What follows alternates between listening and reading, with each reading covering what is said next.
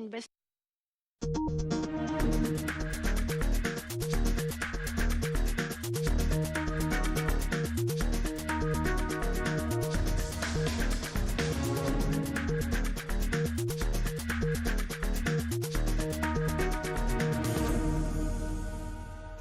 Hello, welcome to Shaka Extra Time. I am Paul Ndiho. Joining me on set is Shaka Sali himself, aka the Kabale Kid. Hello, Shaka.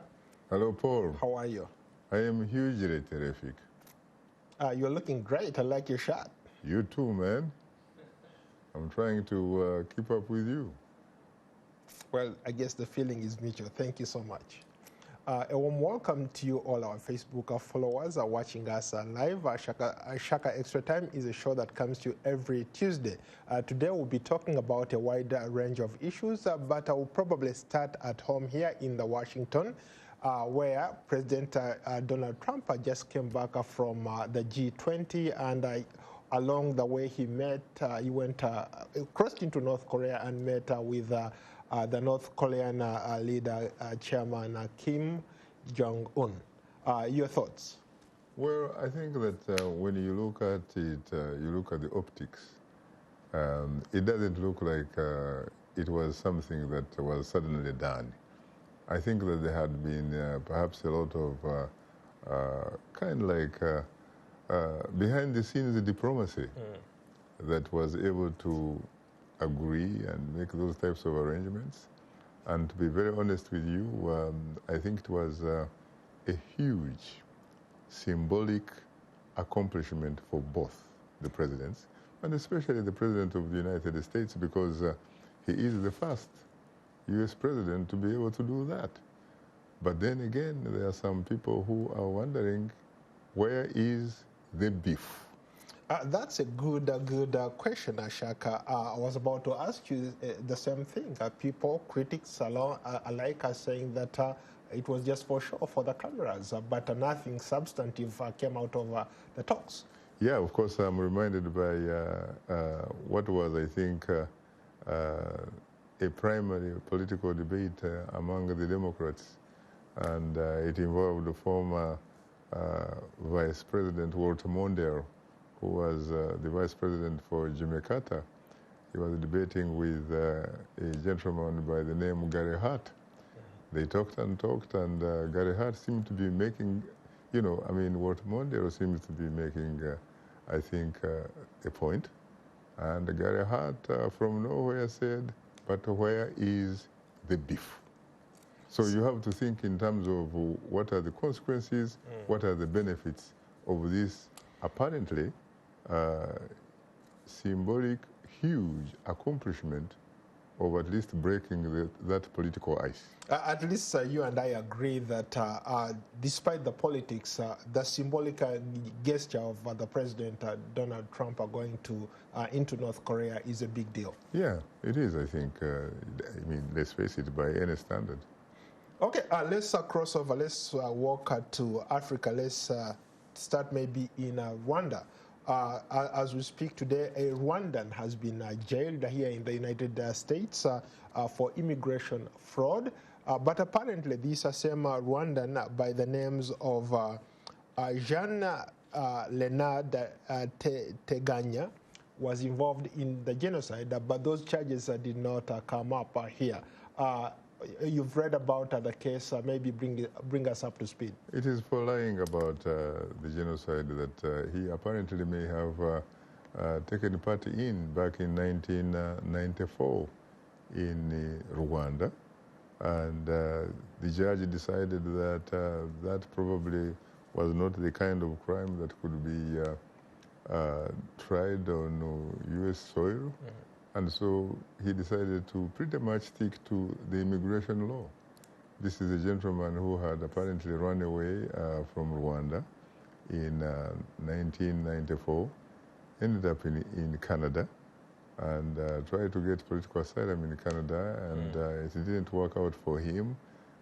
Eventually, he actually had to run away from Canada and crossed into the United States.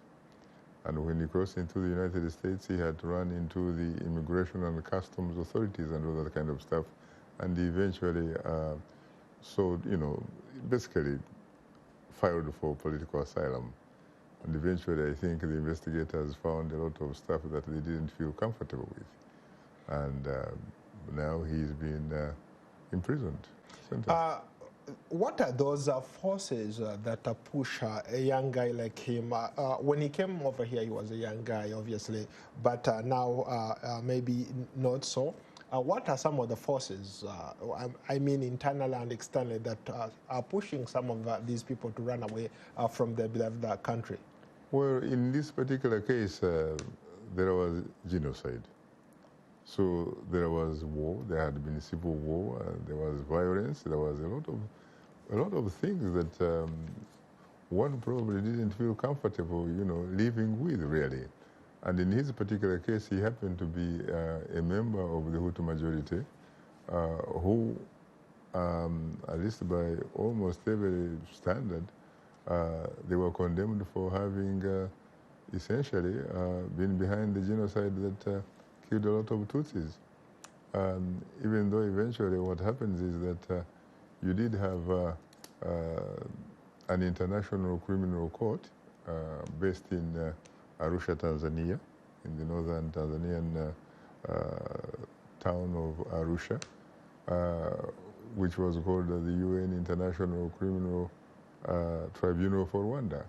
And in fact, they ended up trying basically people who were one-sided, to the extent that it is not really considered to be something that you could call justice, because in their view it was selective justice. And others in fact have said it basically surely comes to what you would characterize as victor's justice.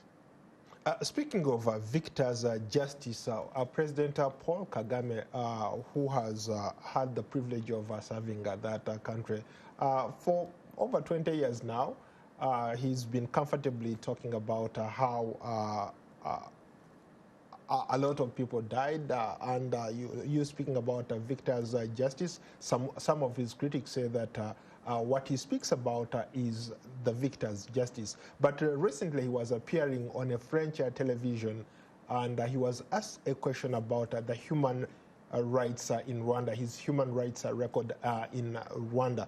And for some reason, the president lost his cool, and he just couldn't, in a way, he stood his ground, tried to defend his position about the human rights in Rwanda. You watched the clip, maybe bring us up to speed.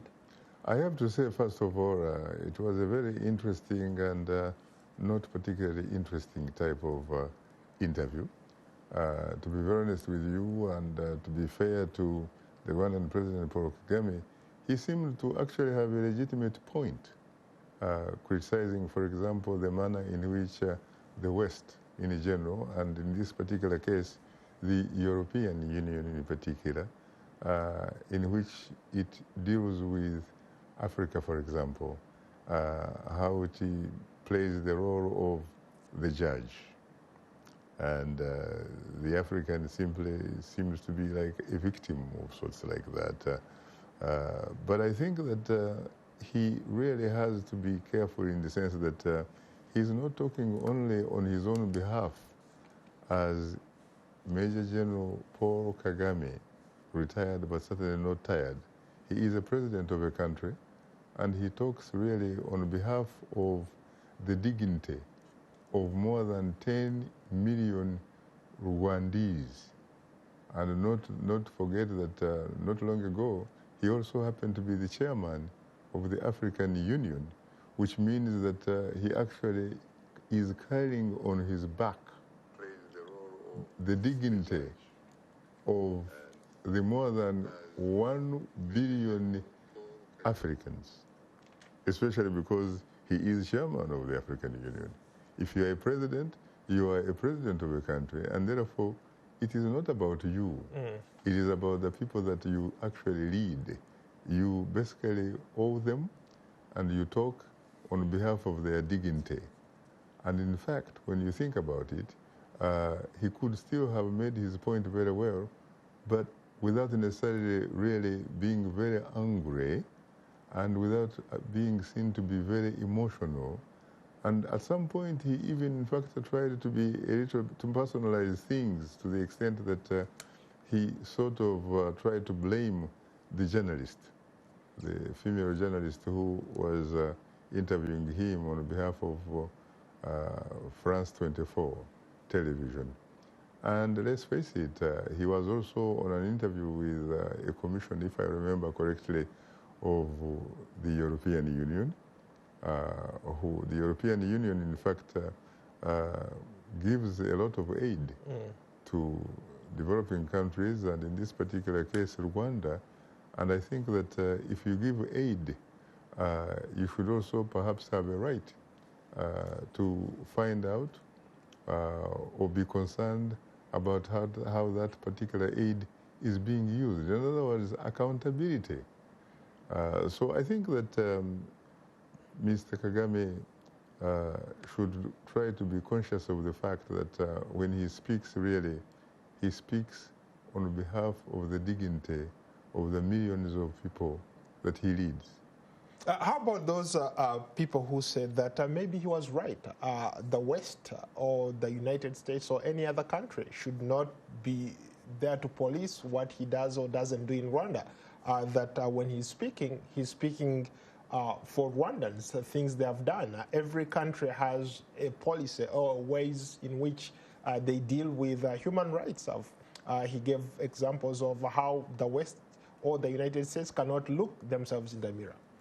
Yeah, I think you should do that. I mean, you can do that, but you see, at the end of the day, it's not so much about what you say, but perhaps how you actually say it.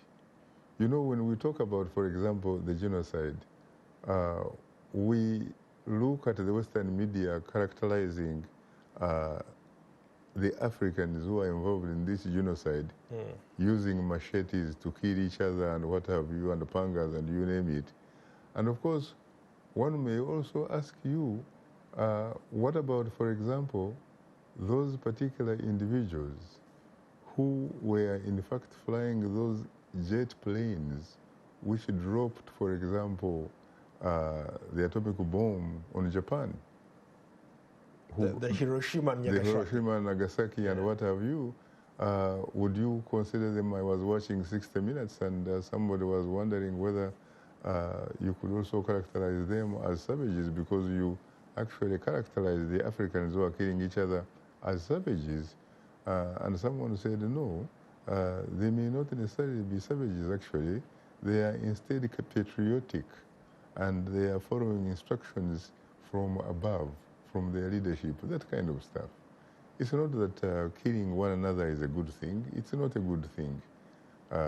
But I think that he has to be very, very careful in the manner in which he talks and what kind of words he uses, because the same European Union, the same Europeans that he was critical of, were actually very supportive of him after the genocide, especially when they decided to choose what kind of forum is going to be trying the people who perpetrated the genocide and who it should try.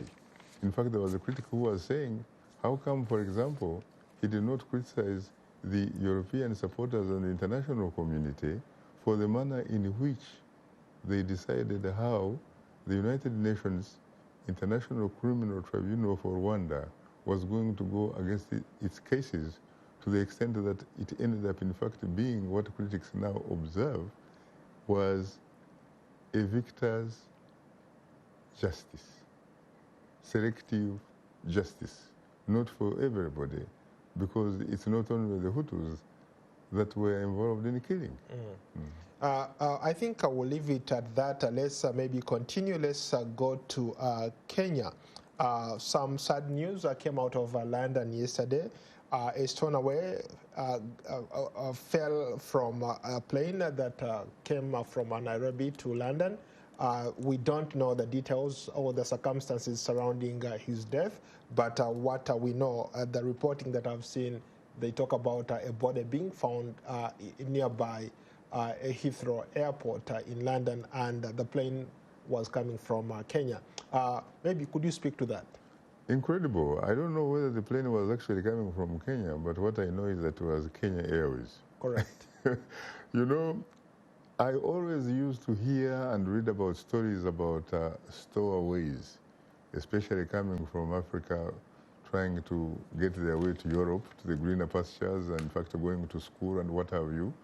I read about some individuals who used to do that from Nigeria, for example.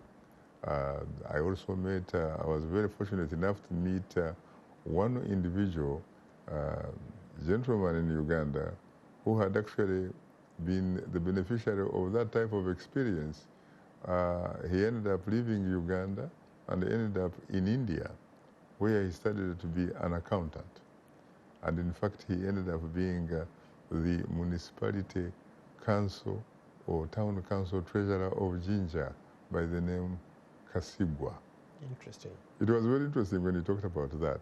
A stowaway, of course, is someone who basically gets into a ship, gets into a plane or a vehicle for the purpose of traveling secretly to go to whichever kind of destination he or she wants to go without actually having to go through the business of paying and all that kind of stuff.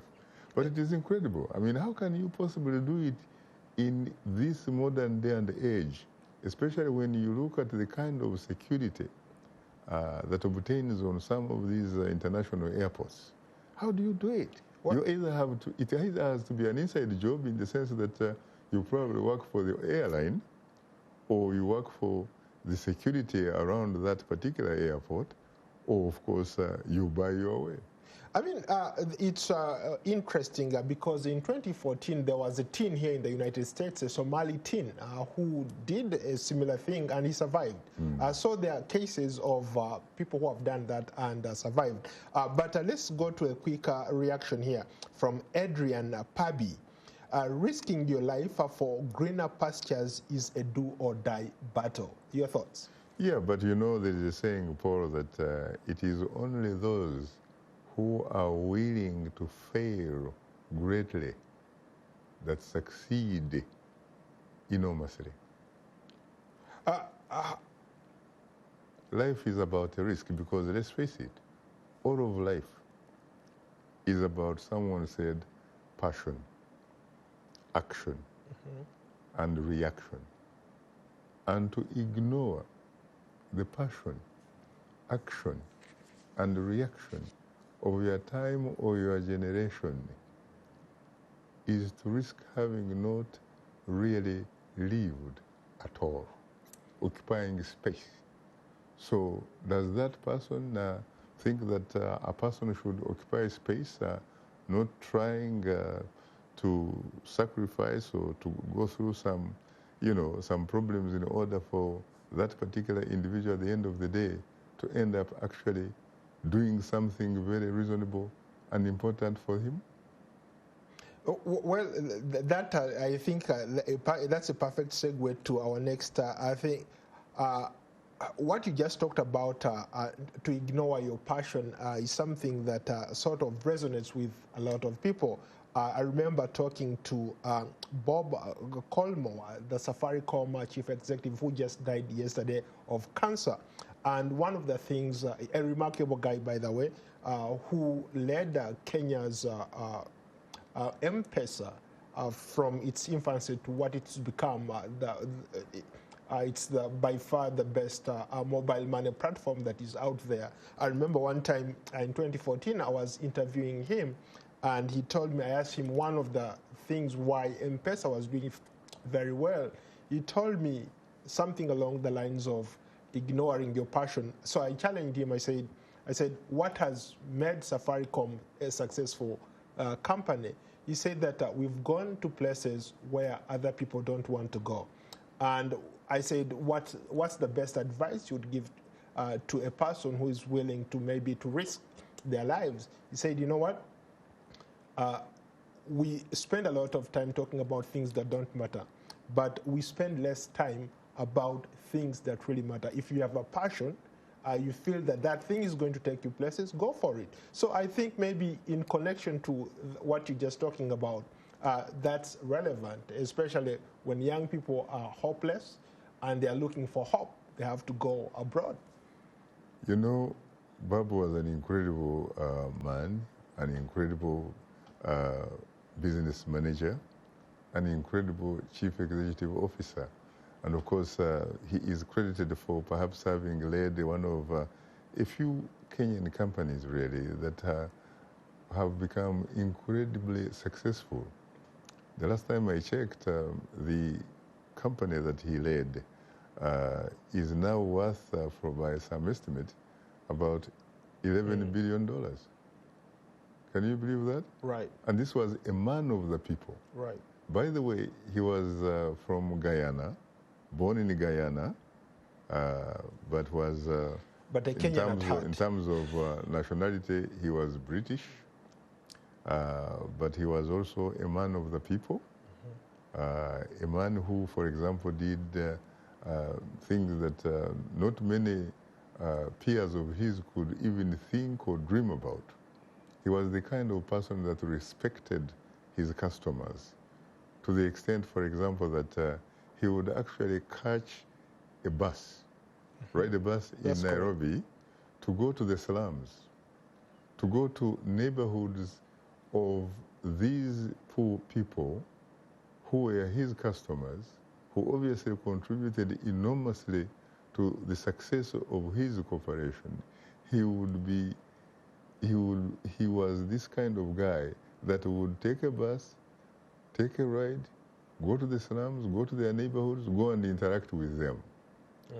He was also a man that would, for example, go, in situations where nobody really could even think about. He cleaned his company in terms of corruption and all that kind of stuff. He was a man who raised funds. He basically raised funds for supporting drought victims, for supporting people who were sick and did not have insurance and what have you.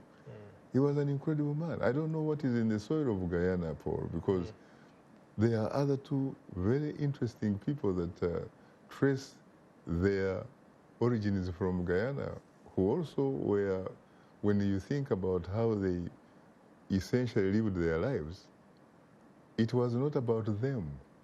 It was about others. And this reminds me of a great scholar, intellect, Professor Dr. Walter Radney, the author of How Europe Underdeveloped Africa. He was from Guyana. Yeah, I don't know what is in that soil. You have Kojo Nandi, a great broadcaster, on NPR here and all that kind of stuff. So it looks like there is something particularly interesting in the soils of Guyana. Speaking of how Europe underdeveloped Africa, let's go to a comment from Jerome. Jerome happens to be my dad's name, so that one I can't forget. What's the difference between African and European politics? But before you answer that, the best advice Bob ever gave me was that don't be afraid to take risks. Go to places where other people are willing or are not willing to go. If you really want to succeed, don't go to places where everybody is already doing business. Go to places, for example, that people are even afraid to walk to a bank. And that's why M-Pesa has succeeded across Africa, or mobile money transfers have succeeded because they go to places where people are afraid to go to. It has succeeded in the sense that it has also triggered, for example, a lot of interest from some other institutions that have embarked on pretty much the same idea. You're talking about MTN and what have you. I told you earlier that it is only those who are willing to fail greatly that succeed enormously. Ted Turner, the founder of CNN. My hero. Your hero. The hero of a lot of people.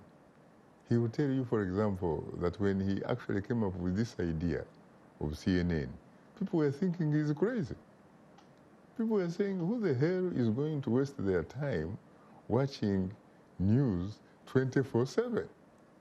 Yep. Look, the last time I checked, CNN is one of the major international television or media organizations known to man. CNN. And there are so many people who have dared to fail.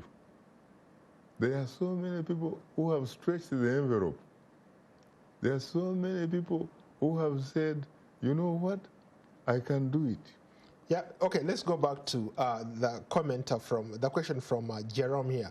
What's the difference between African and European politics? Politics is the same whether it is African or whether it is European or whether it is American.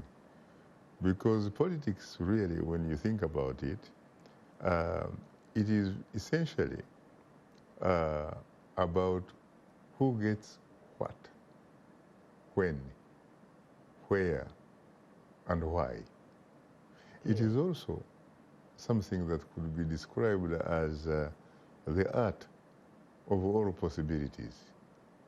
It is something that can actually make the impossible possible. It can also equally make the possible impossible. But at the end of the day, it all involves human beings. I think what is different in Europe, when you look at Europe and you compare and contrast with Africa, is that Europeans have been lucky in the sense that they have had slightly more access, more unfettered access, for example, to information, to knowledge, to education. They have been exposed slightly more than the African.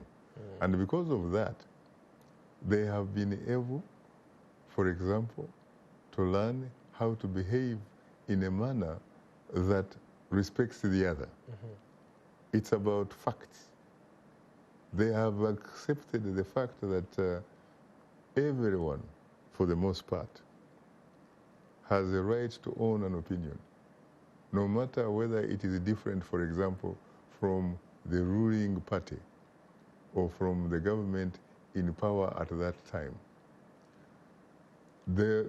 So long as you actually can state your point logically, using facts, because whereas it is true that everyone is entitled to their opinion, no one is entitled to their different sets of facts.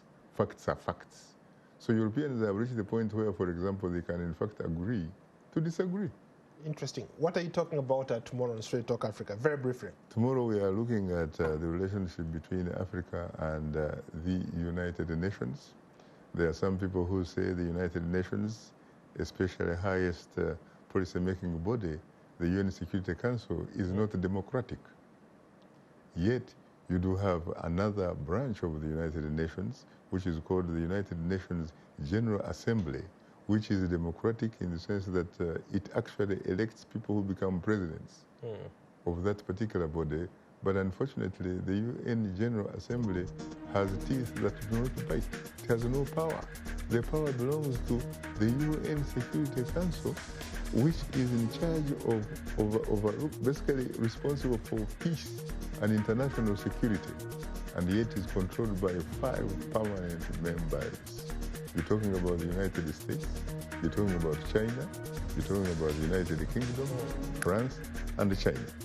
Well, on that note, we have to end our show right here. I look forward to hosting you on another edition of Shaka Extra Time. Until then, so long from Washington. Thank you so much. You're most welcome. Yep.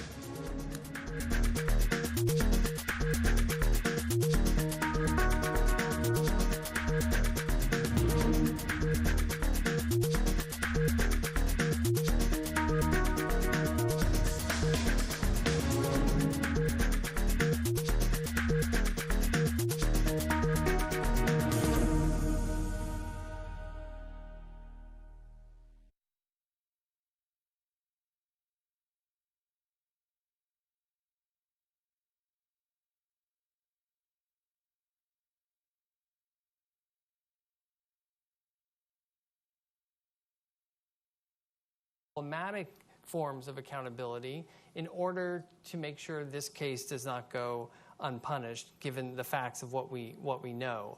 And I'm just wondering if you could elaborate.